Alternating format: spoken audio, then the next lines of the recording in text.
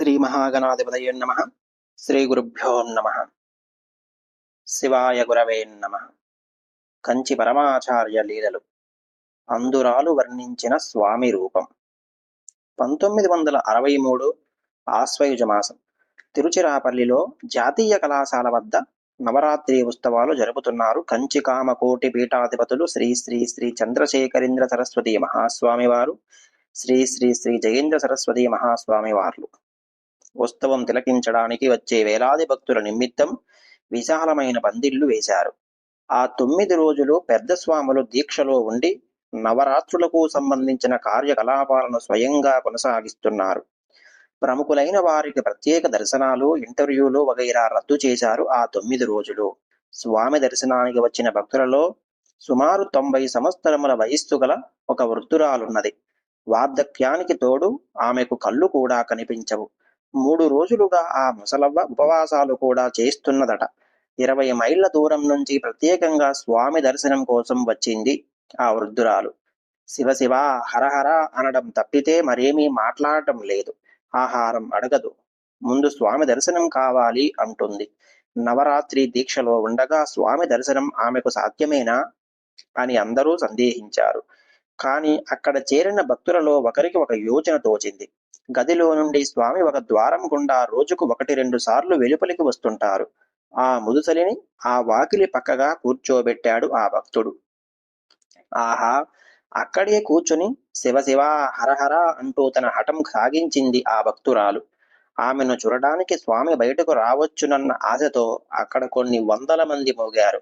ఇంతలో తలవని తలంపుగా స్వామివారి శిష్యులలో ఒకరు తలుపు తీసుకుని వెలుపలకు వచ్చి వాకిలి పక్కన కూర్చుని జపం చేస్తున్న ఆ భక్తురాల్ని చూశాడు.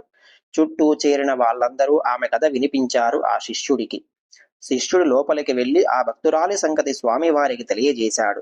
మధ్యాహ్నం పూజకు గాను పూజా మందిరంలోకి వెళ్లబోతున్న స్వామి శిష్యుడు చెప్పిన వార్త వినగానే వెనక్కి తిరిగి వాకిలి తలుపు తీసి వెలుపలికి వచ్చారు. ఎర్రని ఎండలో శివశివ హరహర అంటూ కూర్చున్న ఆ వృద్ధురాలిని చూశారు. ఏం అవ్వా, నేను నిన్ను చూడడానికి వచ్చాను. ఎంతసేపటి నుండి ఇక్కడ కూర్చున్నావు అని అడిగారు స్వామివారు.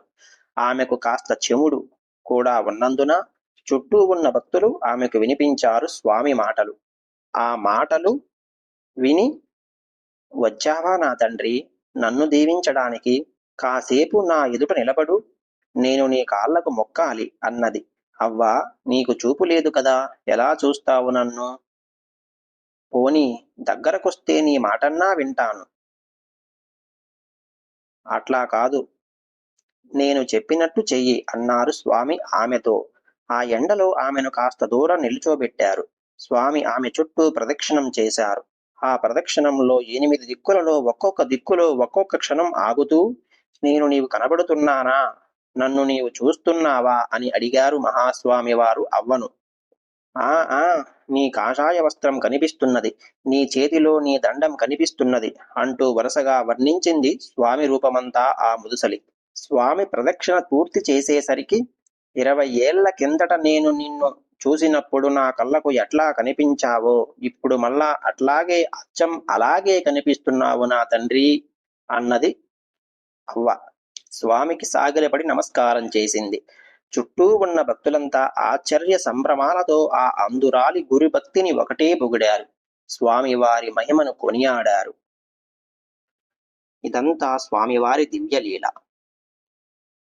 నడిచే దేవుడు పుస్తక సౌజన్యంతో శివభక్తి మోటివేషనల్ స్పీచ్ వీక్షకులందరూ ఈ ఛానల్ని సబ్స్క్రైబ్ చేయండి.